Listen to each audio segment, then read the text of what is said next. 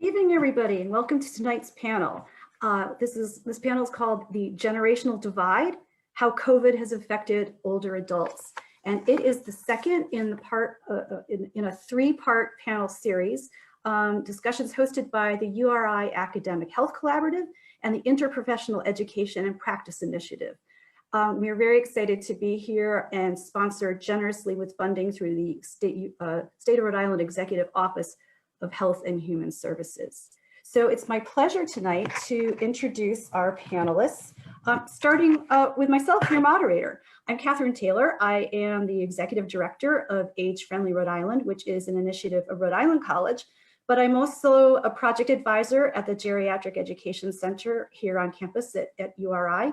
And I worked here for the last 4 or 5 years at the Ryan Institute for Neuroscience and at the Geriatric Education Center, and as previously the State Director of Elderly Affairs, which is now the Office of Healthy Aging. So I'm so pleased to be back with all of you and with some wonderful colleagues here. So the rest of the panel is, first of all, Dr. Skye Liedall, who's going to lead us off with a presentation on some stark statistics on how COVID has affected older adults in our state. Dr. Liedall is an associate professor at URI with a joint appointment in the departments of Human Development and Family Studies and Political Science. Prior to joining the faculty at URI, she worked in nursing homes for a US Senator, at a community action agency, and as a research project coordinator for various state-funded program evaluation and research projects.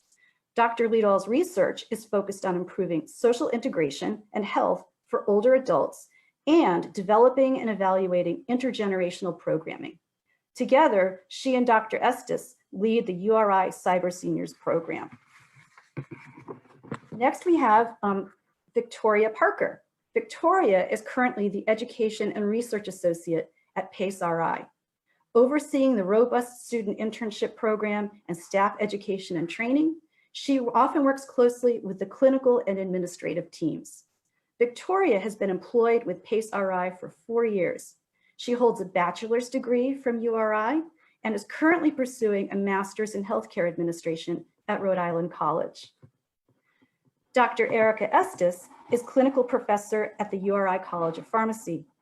Her teaching, service, and scholarship activities are closely intertwined within her areas of interest focusing on older adults. Dr. Estes is actively engaged with many local and national pharmacy organizations and committees focused on student education and older adults. And next we welcome Peter Bristol, who's a member of the Osher Lifelong Learning Institute here on campus. After graduating with an MS degree at URI, Peter worked for 34 years in Ohio and Illinois at Arboreta and Botanic Gardens, where he was responsible for the development, use, research, and interpretation of preeminent collections of woody plants. Upon retiring, he and his wife returned to Rhode Island, and we're glad about that. And then last but not least, we have Pauline Mburu, who's the Director of Social Services at Woonsocket Health and Rehabilitation Center. Ms. Mburu earned an associate degree in human services at CCRI, a Bachelor of Social Work at RIC, Rhode Island College, and a Master's in Human Service, Organization Management and Leadership at Springfield College. She spent 20 years in health and human services and served populations of people with developmental disabilities, geriatrics, homeless, and people with addictions. Welcome to everyone. We're so glad that you're here. And I'd like to turn this over to Dr. Liedall to share her presentation and get us started.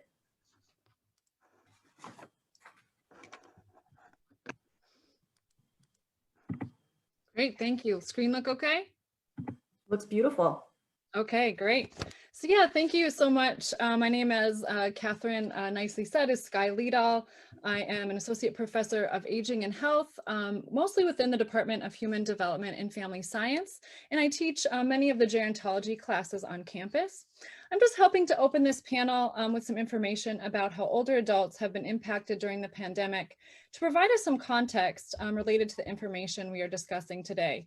This is just to provide a sense of how the pandemic has impacted older adults and aging services in Rhode Island. But of course, the overview is by no means meant to be encompassing of the many changes and impacts that have occurred with the older adult population. And thank you to the many individuals and organizations who shared information with us to help in putting this introduction together today. So older adults are generally considered those 65 years of age and older, though many organizations, and including Rhode Island in this context, often state older adulthood at age 60. And so just to kind of walk through the next couple of slides here, the first one, where are we now across the US? Well, as of kind of the end of September, there were about 7 million cases of COVID-19 in the US, and about 10.8% of them were those age 65 and over. However, when you look at the deaths being about 200,000, about 58.6% occurred for those 65 plus. In Rhode Island, it's even a little bit more stark for older adults. And so of the Rhode Island cases, about 24,000, 27% of them occurred with those 60 and over. And then of the deaths, about 1,100, and 93% of the deaths occurred with those age 60 and over. And so now turning to some of the services to the way we'll be mentioning today. Regarding nursing facilities. And so this is referring to skilled nursing facilities that provide 24-hour care to those that need it, oftentimes referred to as nursing homes. So you might hear that today. But pre-COVID, one statistic I always like to share with my class that kind of helps to dispel any kind of myths is the reality that only 1% of the US population lived in a nursing home pre-pandemic.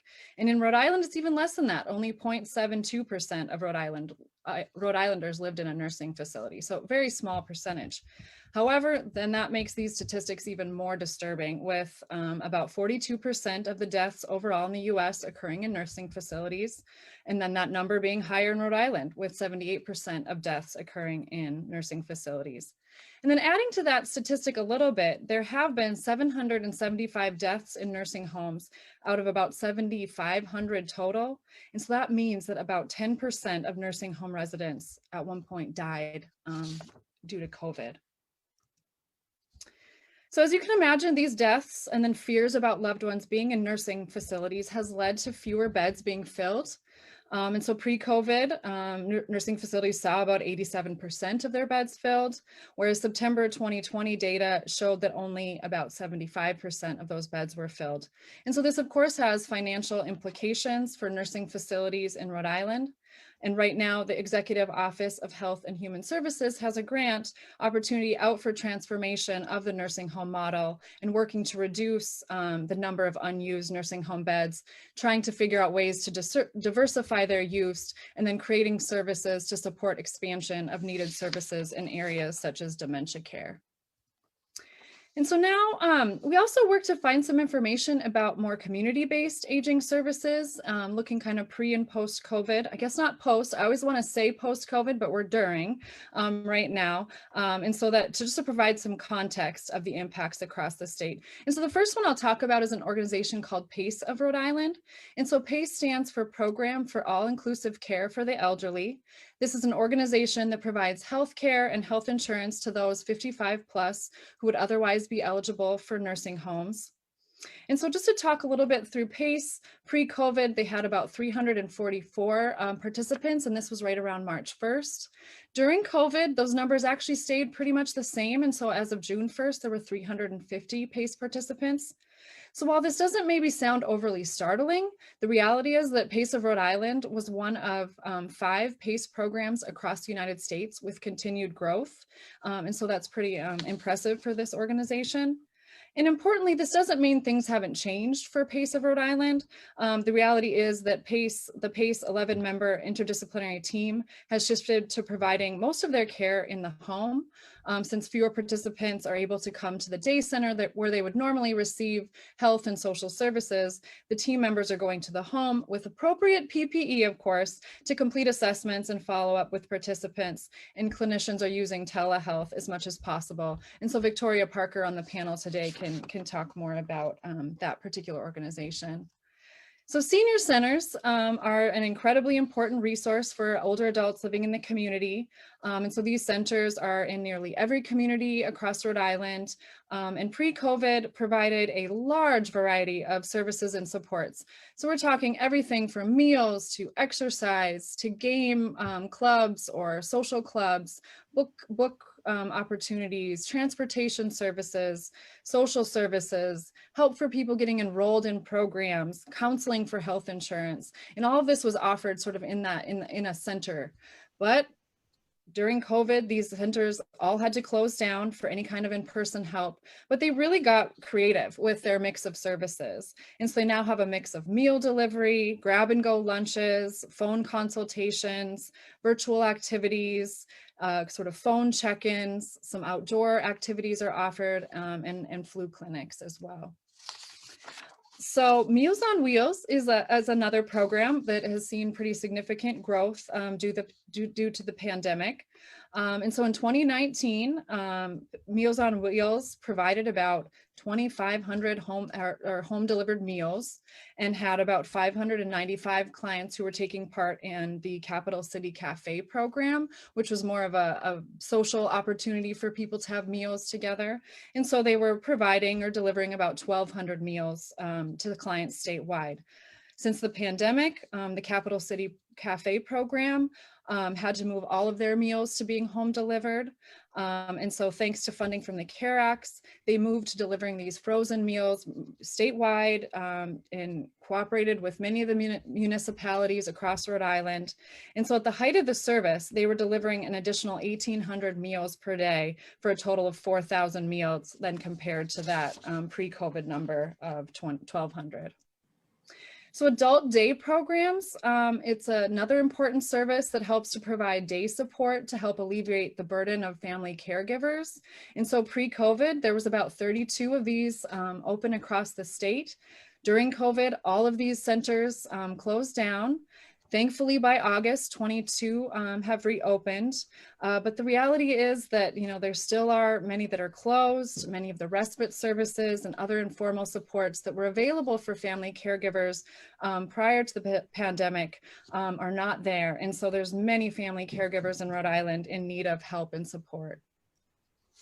Telehealth, another interesting change with pre-COVID, telehealth not being very readily available for people. It was much more of a maybe in rural areas or for specific populations.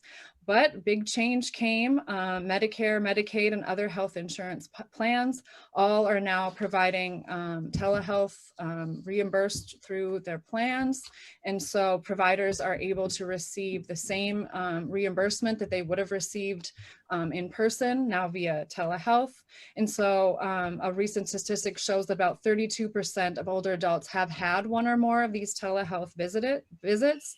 And so this has certainly gone down sort of since the height of the pandemic, but it's sort of in that trying to find the sweet spot now for where, you know, what services kind of work well for telehealth and older adults and other patients, and just kind of figuring out what will be sustainable. And then an issue that we wanted to address and bring up had to do with social isolation and loneliness for older adults across the US. So prior to the pandemic, some statistics were 43% of adults age 60 and older reported feeling lonely. About 25% reported being socially isolated, and about 26% lived alone. And so while I don't have any current data using those specific measures, there is definitely evidence that this has only increased due to the pandemic. And so some of the immediate effects of social isolation relating to the pandemic have been observed: surges in mental health concerns, substance abuse, domestic violence.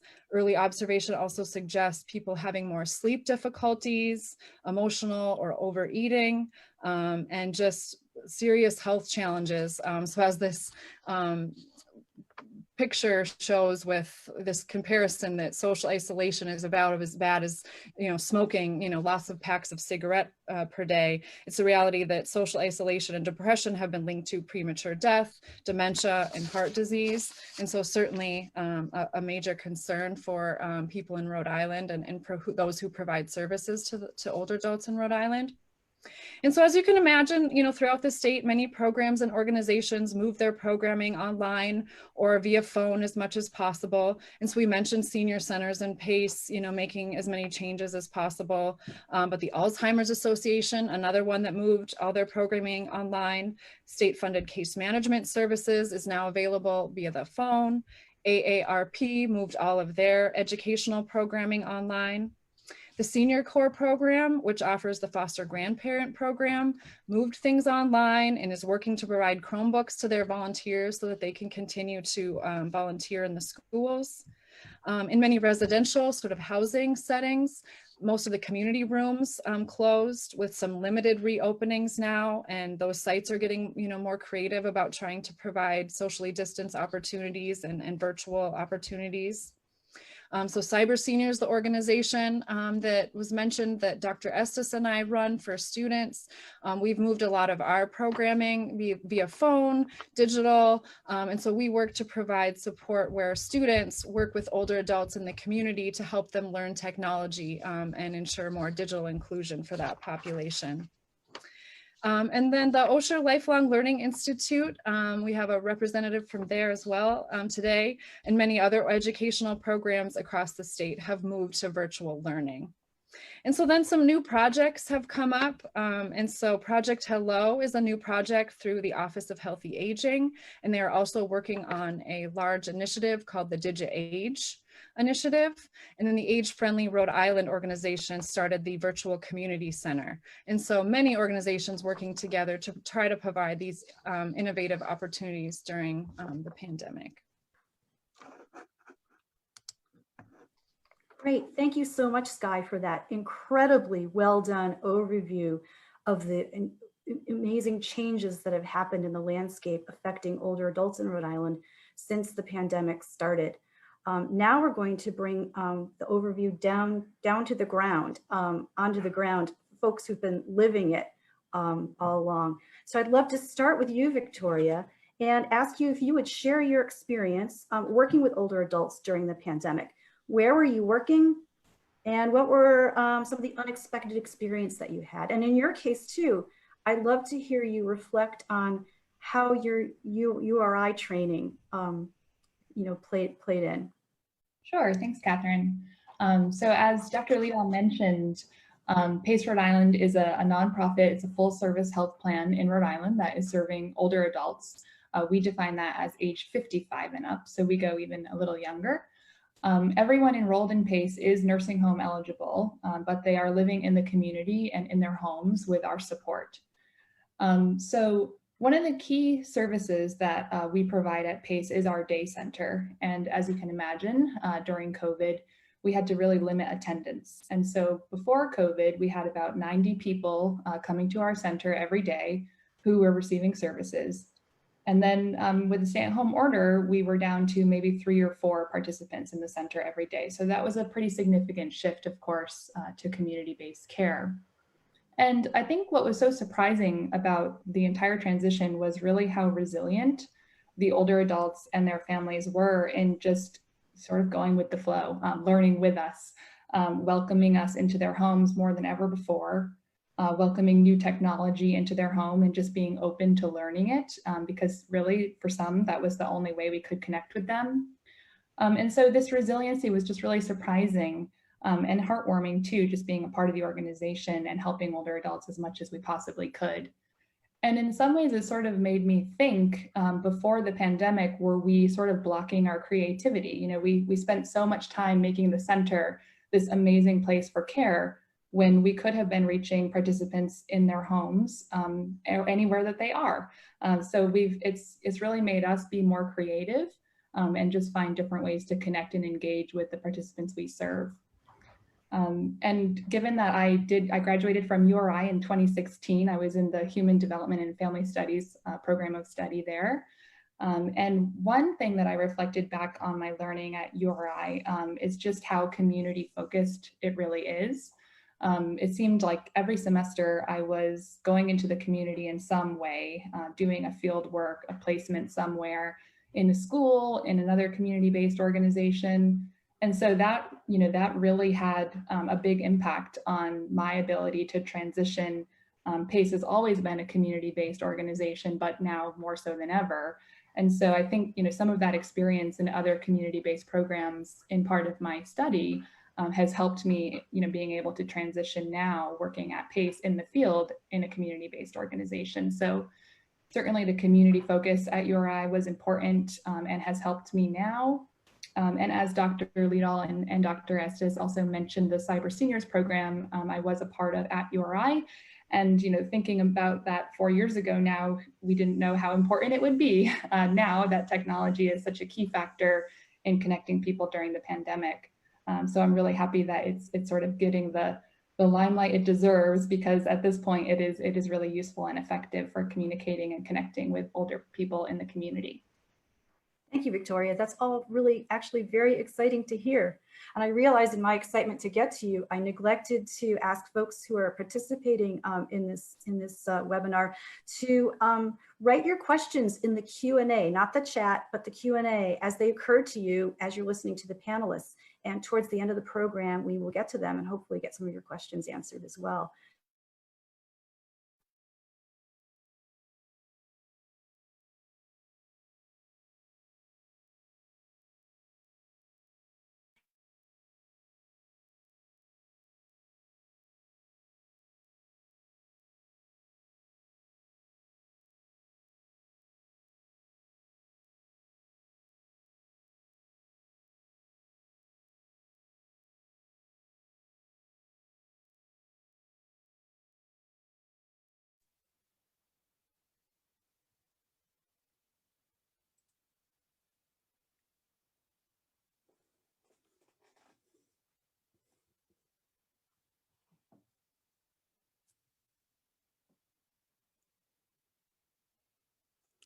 Okay, it appears we lost Catherine temporarily. I'm sure she'll be back in a moment. If Barbara, so Ian, there we go. I was going to ask if Ian, Elizabeth or Barbara could jump in. Yeah, Ian, so let me just say I'm up in Providence where Catherine is too, and there's a terrible storm going on, which I think may be causing us some difficulty. And I had just run to close my window, so I know Victoria had finished her comments. And I didn't know if Catherine had turned to someone else to talk about their experience. If not, I might like to actually ask Ms. Mburu to talk about her experience at the Woonsocket Health and Rehab Center. Thank you so very much for inviting me to represent social work in this panel. I've been a director of social services at Woonsocket Health Center. And of course, as a social worker, we are used to being able to help people solve their problems, but with the pandemic, truly, it was very, very difficult and frustrating. That said, we've learned a lot in the process. And obviously, initially, it was very, very difficult to even explain to patients and residents, some of them with memory problems, what's going on. So that became a very big challenge because they really could not understand what was going on. So in the end, we actually felt that they did better than we expected. I think we don't give them as much credit as they deserve. They were very quiet, they were very understanding. And I think one of the things is because we are a family. I think a lot has been spoken about isolation and loneliness, but we are their other family. And when we are here, we are able to calm them down and give them most of what they would look into as, a family would. That said, we cannot replace their family. And obviously the challenge at that time was communication.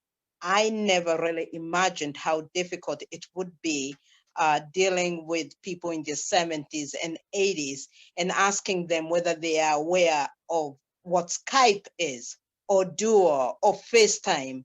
And some of them have very basic phones, and trying to ask them to download that and be able to do virtual communication because became a whole day event.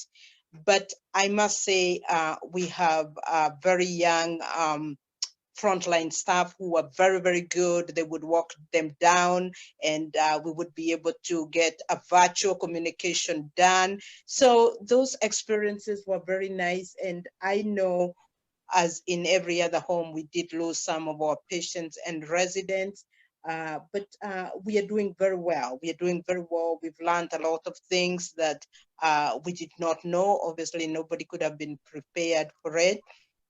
And one of the other thing I really came to understand is that even our staff needed a social worker. We don't have a social worker assigned for the staff. And it became my responsibility to call them and find out how they're doing. Obviously, mental illness goes, it's in our culture, in our society. So I had to reach out to those that were anxious, find out what they need, try to support them. And they have all come back. So that's good. So most of my experiences have been good. We are doing very well, and hopefully we will learn from this experience. Thank you so much for that. And I apologize, everyone. This raging storm outside knocked out my internet for just a second. So I'm glad you just jumped in there. And again, just such a positive story. And I find that unexpected considering the statistics that we all heard. So thank you for all that creativity. So Dr. Estes, did you get a chance to speak while I was offline? No, I have not. Good. I'd love you to answer the same question. Just, in your work as a professor of pharmacy and your work with the community, how did your work change, and what have you seen that's been unexpected? Well, I think most people can relate to what happened back in March when we all knew something was changing, and specifically because I work with older adults so closely, I knew that obviously that population would be affected. And so when I started getting emails from some of the senior centers where my students are doing activities, and even at the senior living community where I work with, and it was like, okay, visitors are on hold for a little while. We're just going to kind of see what happens, and maybe in a week or two we'll be able to let people back in. So it was kind of like, all right, let's just see how this goes. And then the next thing you knew, the students were on spring break, and basically nothing ever went back to normal. And that was back in March. So I for one, was not expecting it to be this long. And then even sort of planning out events and different activities and all kinds of things that we're doing now in the fall, we were very optimistic that, oh, well, things will be better, and then now we're even looking out weeks from now. So, but not in a doomsday way. I think now we've all learned a lot. And I think we can all do things more efficiently. And I really love what Victoria said, how the creativity, I think, has been really positive. I think we've figured out ways to connect with older people, and we're giving them a lot of skills that they didn't think they could do. And that's been really kind of amazing. And to see the intergenerational aspect of that, having some of the students helping the older people. I actually brought a few older adults into my class at URI the other day via Zoom. And so we did an activity where students were practicing with telehealth, and which is very timely with what we're all talking about now, because this is something that obviously we're doing. And so they had to figure out how to do some assessments and do different things over the phone. And we did it via FaceTime, just practicing with those skills with volunteers. And then we brought them into class on Zoom as part of a panel, and they were so excited to be in the class with the students, and they didn't realize how many people were there, and they were kind of talking to each other through the gallery view and how they were kind of like helping each other out. It was kind of amazing. And so just seeing that intergenerational aspect, I think, has been just kind of great. So I'm really excited about that. And I think older people in the community especially never really had to look to technology because they were always doing stuff. And one of the senior communities I go to, that was the comment, was they never had to have an iPad because they never had to use it because they were always just going out doing their own thing. And now they're forced all of a sudden learning these skills And I can speak for my family. You know, we were doing weekly Zoom meetings and doing these things that we had never done before. And why weren't we? Why weren't we connecting that way? Why weren't we seeing everyone all at the same time? So I think when you think about some of the, I like to call them COVID wins, we have to kind of take them when we get them, because some of them can be pretty great. For that, yes, creativity really seems to be the theme. Peter, I would love to move on to you now and have you share your experience. And how has your, you know, what's your life been like over the last 6 months? How has it changed? I guess, first of all, I want to thank everybody, especially those on the panel and your peers, for doing all the work that you're doing. So a person like me can understand what's happening out there. And I can hopefully take some of your statistics and show them how they're actually working for me. And I started off today. It was a marvelous day before the rain, obviously. And I was taking a walk, and I walk often down the road, and just listening to the leaves under my feet, listening to the wind and the trees and the leaves, and thinking, this is great. This is really great. And then I thought about, well, this is Wednesday afternoon. On Wednesday afternoon, I'm usually out with the Ollie group, walking on a trail someplace in South Kingstown or Exeter, and enjoying maybe 10 to 12 other people with me, and socializing, and it's gone. Can't do that. I was walking down the street by myself. A little bit more background. You heard about my academic and my work field. I'm in my mid-70s. I have 2 daughters, 5 grandchildren. I retired, as was mentioned, I retired in 2006. And all of us, including the students that are listening, have gone through life-changing experiences. And in 2010, I had one of those, what I call a sucker punch. It hit me right on the side of the head. Unrealized, but if I thought about it, I should have known about it. And that was, my brother was diagnosed with Alzheimer's disease. And this was a wake-up call, simply because my mother also died of Alzheimer's. And doing some homework, going back to school, thinking about what my future might be, I was thinking I might have Alzheimer's. And one of the indications, besides the genetics, was that I was forgetting things. As I mentioned, as was mentioned, I was working in Botanic Gardens and Arboreta as manager, director, curator of the woody plant collections. Trees were my friends. And all of a sudden, I couldn't remember my friends, the trees especially. So, as I say, I went back to school and found out that one of the leading institutions for Alzheimer's was right here in Rhode Island at Butler Hospital. So I went up there, talked to the people up there, had a cognitive exam, found that I had what they call MCI, mild cognitive impairment. And I was also, at that time, eligible for a trial. This is what they call a pre-Alzheimer's treatment trial. And I felt very fortunate to be part of that trial. I'm still in it after 6+ years, still going up to Butler, but it's certainly established what my future was going to be.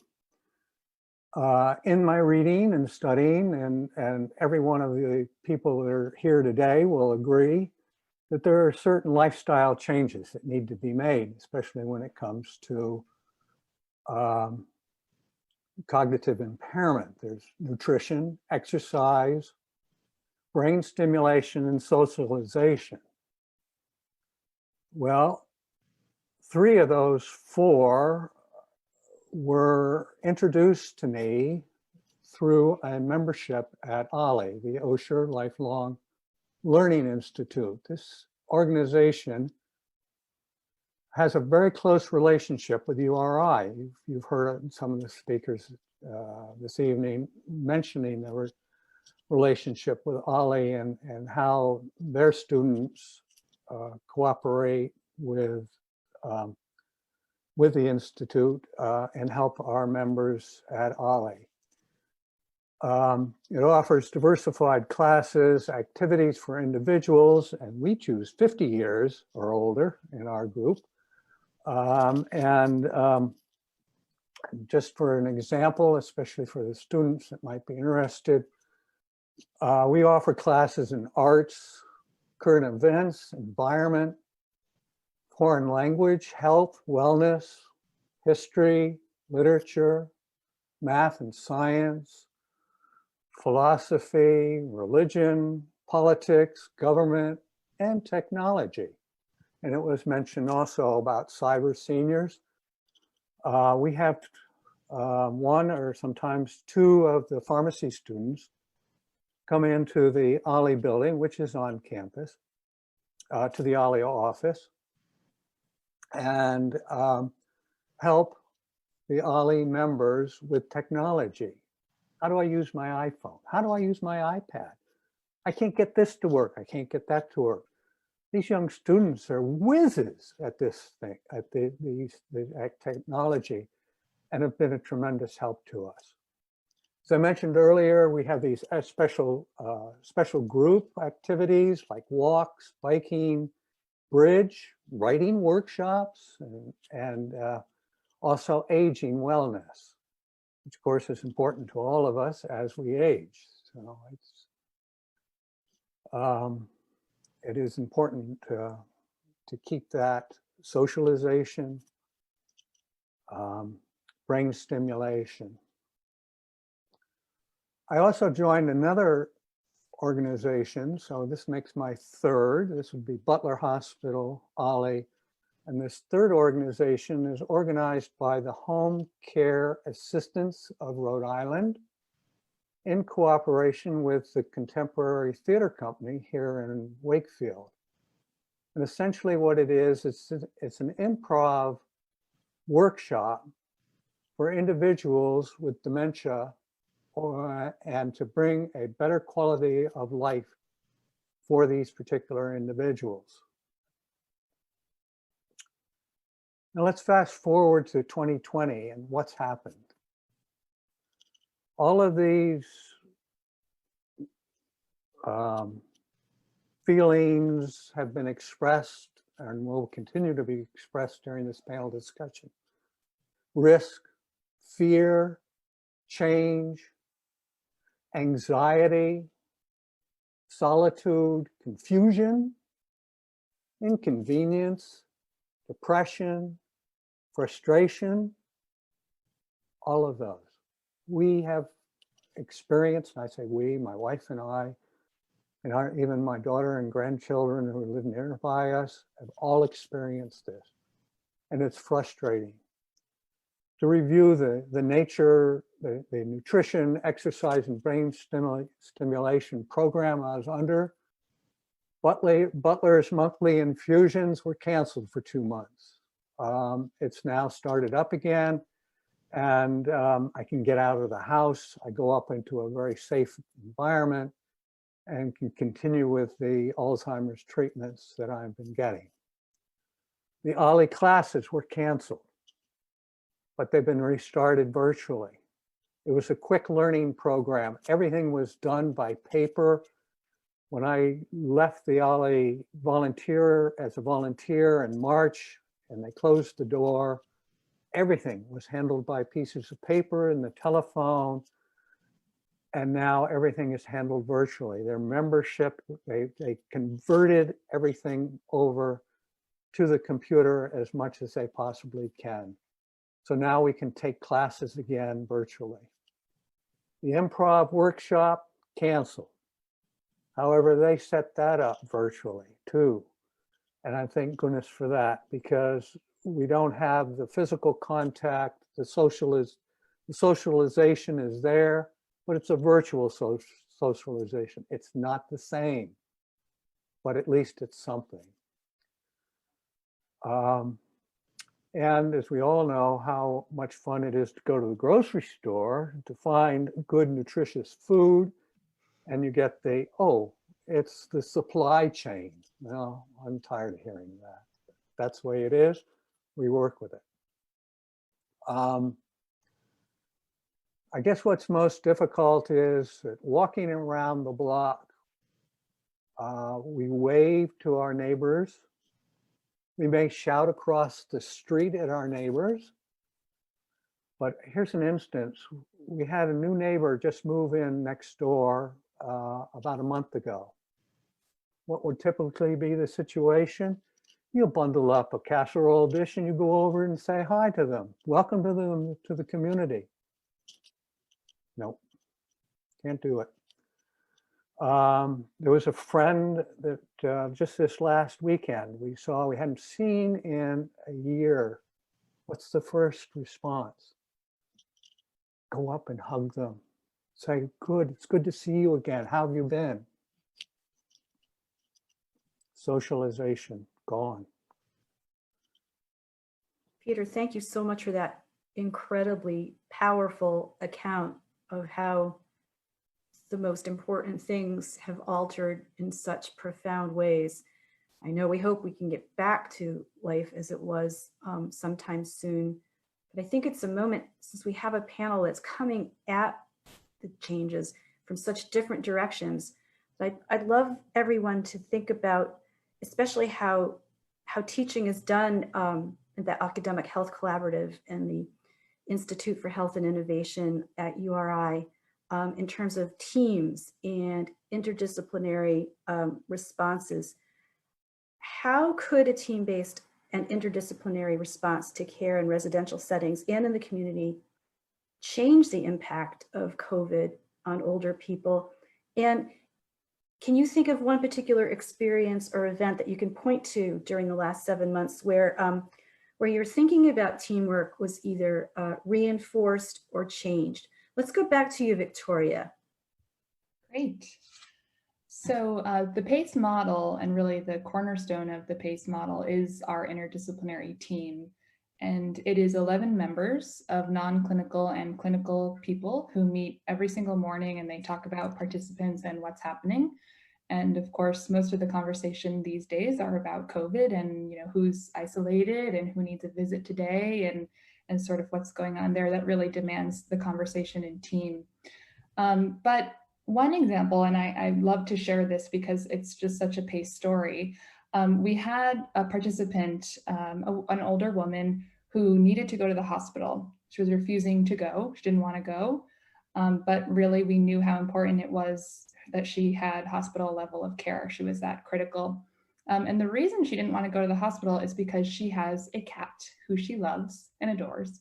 And so the team was talking about this in our morning meetings. And we said, okay, if the only way she's going to go to the hospital is that her cat is taken care of, then we as a team will create a schedule and we will take care of her cat while she is in the hospital. So it's such a great story because I think it really highlights how teamwork is reinforced and how an interdisciplinary team can address things like social determinants of health, for sure, but it also addresses just things that are unique to a patient, and it helps you meet the needs of the patient or the participant or the client in really unique ways. And so for this person, it meant that we had to take care of their cat, which we loved doing, and we jumped right in.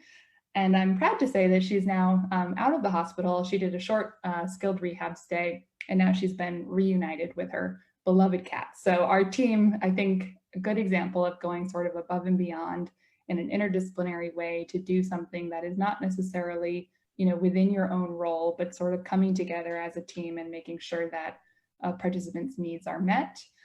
This is just one unique story of how we were able to do that, but I think it's a good highlight of interdisciplinary work. Thank you so much. And also the theme of creativity that has gone through this whole discussion tonight. Ms. Mburu, I would love your reflections on interdisciplinary teamwork and how your views may have been reinforced or changed during your experiences of the last few months. So I'm very lucky to work for a family who own Woonsocket Health Center. The owner is in the office every day, and every day of the COVID, he was here.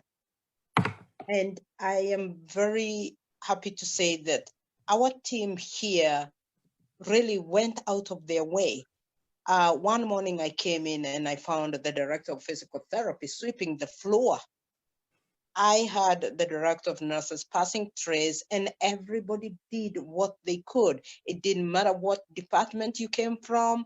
It didn't matter what you're used to doing, but we had to pick up where no one was. We had lost a lot of our staff because obviously with the policy, they had to quarantine. So we didn't have enough staff for most of the departments, and people did what they could.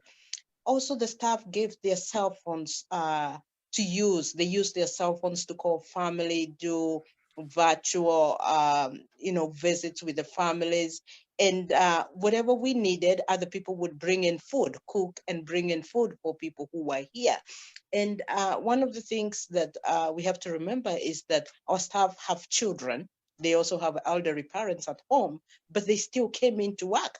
So I think that teamwork has to do with who owns the facility and how well he does. It begins at the top. So I did see that whole way of people working together in times of need, and also the fact that they could have stayed home because they have children, they have elderly, but they still came in, and that really looking at it, it's really a good team, which I'm really proud to be a member of.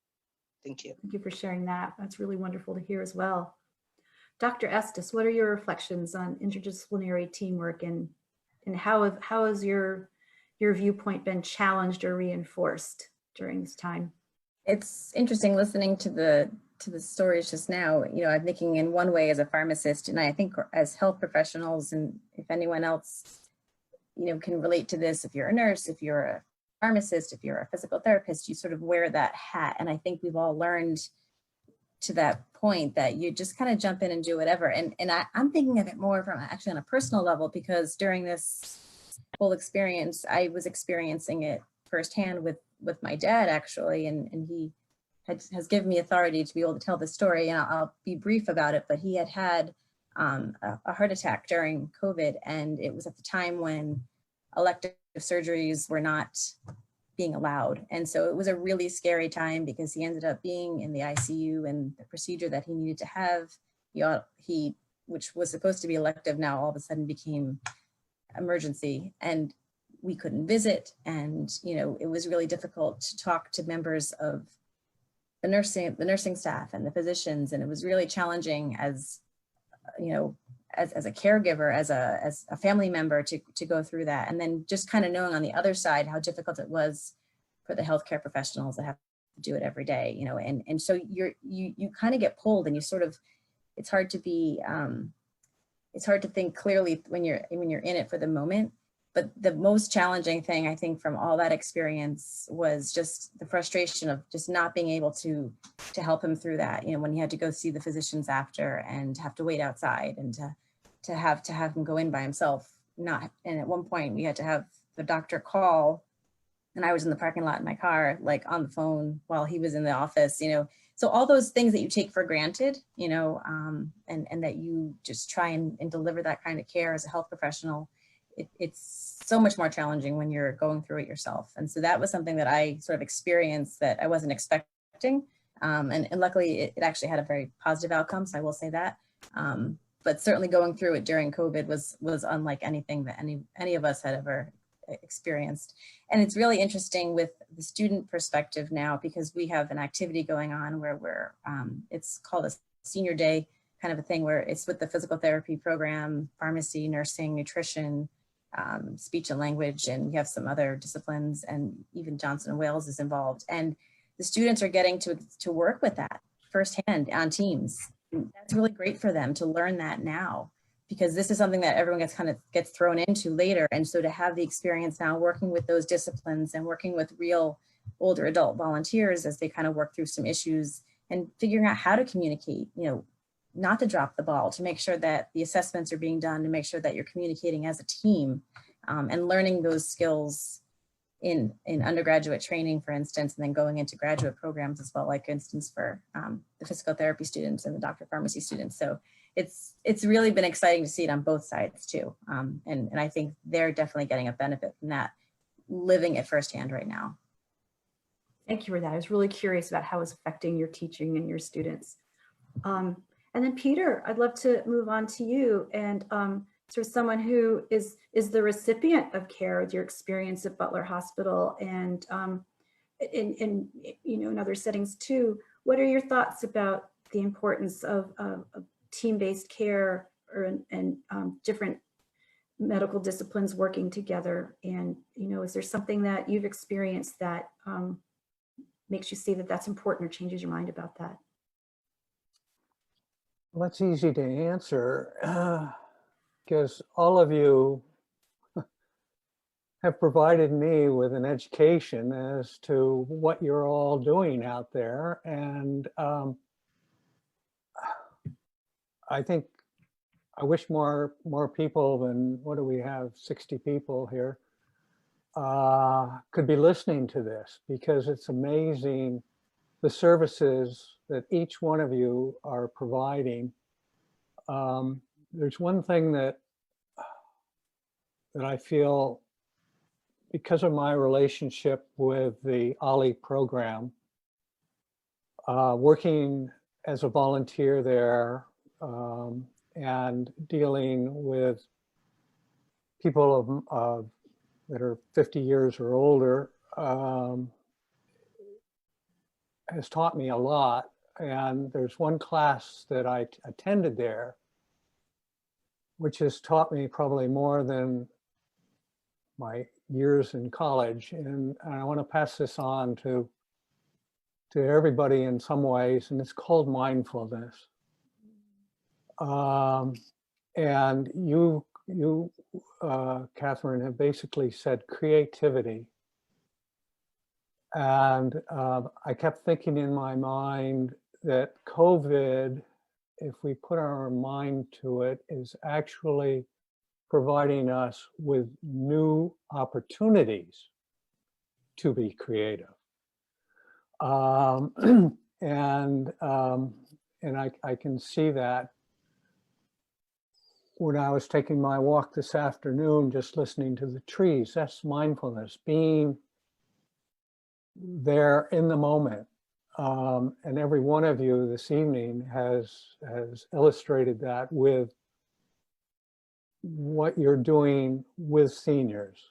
And I certainly appreciate all of it, as do, I'm sure, that the people that you are working with directly.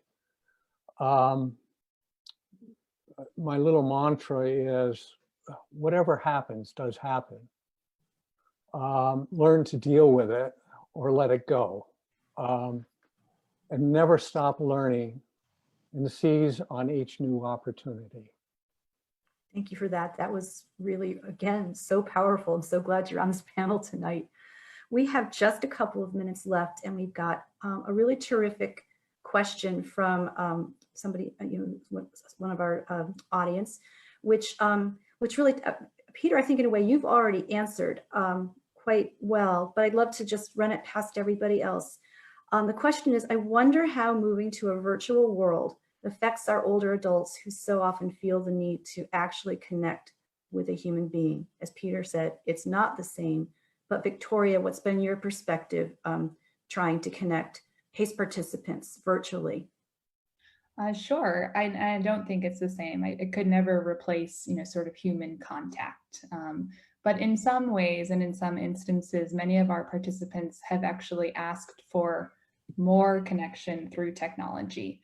In some ways, it is easier for them, Yes. actually. They don't have to get on the PACE bus and come to the center and schedule the appointment. And they can see us from the comfort of their own home, sometimes in their pajamas even.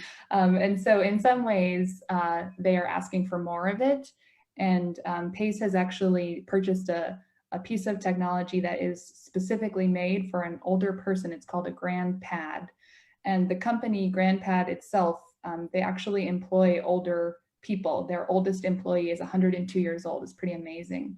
And so this 102-year-old person has helped build the tablet so that it is purposely made for an older person to use. And so just finding these kind of new forms of technology has made it even easier for that person to connect with us. Excellent. Erica, I know you have a lot to say on this subject.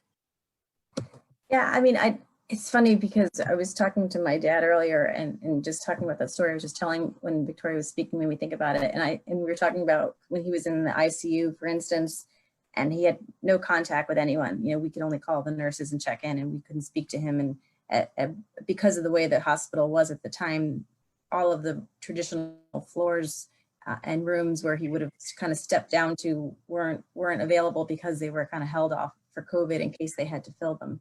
So he was in the ICU a lot longer than had been. So he was able to use his phone eventually, was able to access it. And that to him was the best part of that, was just being able to see us on Zoom in his hospital bed because we couldn't come visit. And it didn't seem like a big deal because it's just Zoom and you don't think it's real, but for him to be able to see us and talk to us and I think nothing is going to replace that human contact. I mean, the hugging, all of that stuff that people want to do, older adults, when you go into nursing homes, they like to do that kind of stuff. And so when you feel yourself kind of stepping away now because you're trying to protect them, that's hard, but I think to have these tools, I'll call them tools because they're helpful and it really is trying to keep those connections.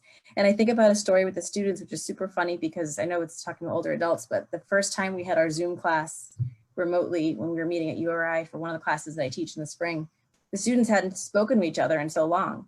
And so being on Zoom, and they all put their cameras on, which as with students is kind of a big deal. They put their cameras on and they stayed on like after class to talk to one another. They were so excited. So yeah, it's not the same thing, but I mean, you're still having that engagement. And I think if you can just harness that as much as you can, it's not perfect, but it's certainly better than not having that. I think we have to at least embrace that when we can. Thank you for that. And Ms. Mburu, you get the last word on the subject of technology and how older adults are doing with that in your experience.